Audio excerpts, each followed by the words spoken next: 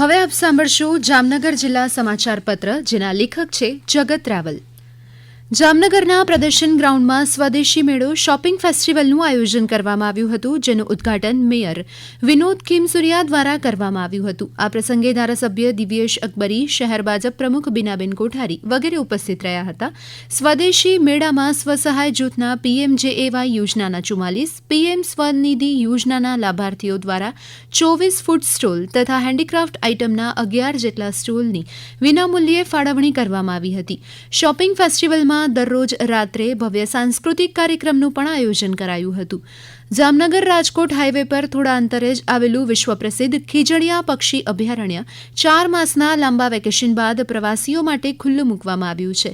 Marine national park Jamnagar અને one વિભાગ દ્વારા આ અભયારણ્યને પક્ષીઓની સલામતી અને તેમના રહેઠાણ માટે સુંદર બનાવવામાં આવ્યું છે. એટલે જ તો આ અભયારણ્યને રામસર સાઇટ પણ જાહેર કરવામાં આવી છે. આ અભયારણ્ય પ્રવાસીઓ અને પક્ષી પ્રેમીઓ માટે ખુલ્લું મૂકવામાં આવતા મોટી સંખ્યામાં પક્ષી પ્રેમીઓ પક્ષીઓને નિહાળવા તેમજ તેની ફોટોગ્રાફી કરવા માટે ઉમટી પડ્યા હતા.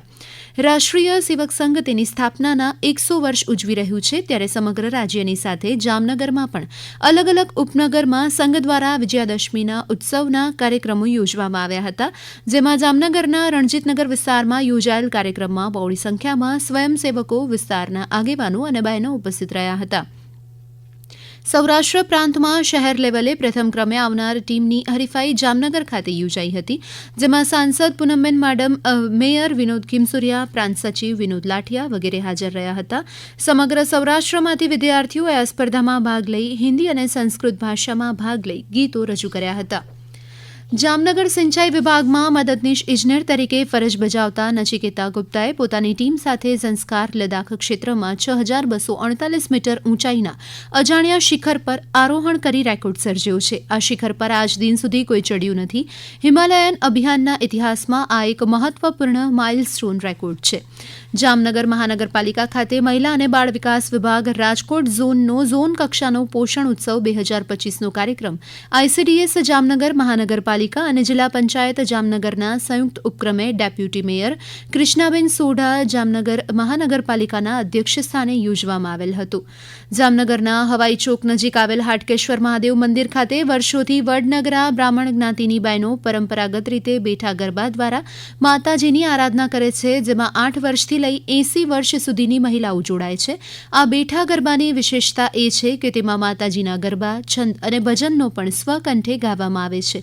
સાથે કોઈપણ પ્રકારના ઇલેક્ટ્રિકલ વાજિંત્ર વગર માત્ર પરંપરાગત દેશી વાજિંત્ર સાથે જ માતાજીની આરાધના કરવામાં આવી હતી. જામનગર અને કચ્છનો વર્ષો જૂનો નાતો રહ્યો છે. કચ્છથી ગાડા માર્ગે જામનગર આવી જામ રાવળે નવાનગર જામનગરની સ્થાપના કરી હતી. આજથી 450 વર્ષ કરતાં પણ પૂર્વે કચ્છથી જામનગર આવી અને નગર વસાવનાર જામ સાહેબે જામનગરની સ્થાપના કરી. આજે વર્ષો બાદ પણ કચ્છ જવા જામનગરથી પદયાત્રીઓ મોટી સંખ્યામાં પગપાળા જતા જોવા મળે છે. અલગ અલગ યાત્રી સંઘ દ્વારા ભાઈઓ, બહેનો અને ખાસ કરીને યુવાનો પણ આ પદયાત્રા સંઘમાં મોટી સંખ્યામાં જોડાય છે. જામનગરના એમ્યુઝમેન્ટ પાર્ક ખાતે ભારતીય જનતા પાર્ટી દ્વારા પ્રધાનમંત્રી નરેન્દ્ર મોદી દ્વારા કરવામાં આવેલ વિકાસના કામોની ફોટો પ્રદર્શની યોજવામાં આવી છે. એમ્યુઝમેન્ટ ખાતે યોજાયેલી આ ફોટો પ્રદર્શનને ધારાસભ્ય રીવાબા જાડેજા, દિવ્યેશ અકબરી તેમજ શહેર ભાજપ અધ્યક્ષ બીનાબેન કોઠારી દ્વારા ખુલ્લી મૂકવામાં આવી હતી. જામનગરના ઇતિહાસમાં સૌપ્રથમ વખત બાળ શતાવધાન કાર્યક્રમ યોજાયો હતો, જેમાં બાળકો તેમની યાદશક્તિના આધારે 1 થી 100 નામ કોઈપણ પ્રકારની મદદ વગર બોલી ગયા અને 100 થી 1 અલગ અલગ નામ પણ મોઢે બોલીને લોકોને આશ્ચર્યચકિત કર્યા હતા.